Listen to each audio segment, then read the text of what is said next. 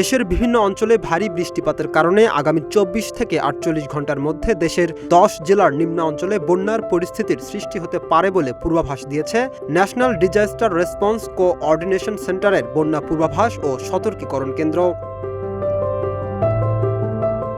বিজ্ঞপ্তিতে বলা হয়েছে, পাবনা, ঢাকা, ফরিদপুর, কুষ্টিয়া, যশোর, খুলনা, বরিশাল, পটুয়াখালী, নোয়াখালী, কুমিল্লা, চট্টগ্রাম ও কক্সবাজার অঞ্চলের উপর দিয়ে দক্ষিণ বা দক্ষিণ পূর্ব দিক থেকে ঘন্টায় ৪৫ থেকে ৬০ কিলোমিটার বেগে অস্থায়ী দমকা বা ঝোড়ো হাওয়াসহ বৃষ্টি হতে পারে। কারণে সংশ্লিষ্ট এলাকার নদী বন্দরগুলোকে ১ নম্বর সতর্ক সংকেত দেখতে বলা হয়েছে। অন্যদিকে বন্যা পূর্বাভাস ও সতর্কীকরণ কেন্দ্র জানিয়েছে, আগামী ২৪ থেকে ৪৮ ঘন্টায় সুরমা কুশিয়ারা অববাহিকার সিলেট ও সুনামগঞ্জ এবং ব্রহ্মপুত্র যমুনার অববাহিকায় কুড়িগ্রাম, গাইবান্ধা, জামালপুর, বগুড়া, সিরাজগঞ্জ ও টাঙ্গাইল জেলার নিম্ন অঞ্চল প্লাবিত হতে পারে।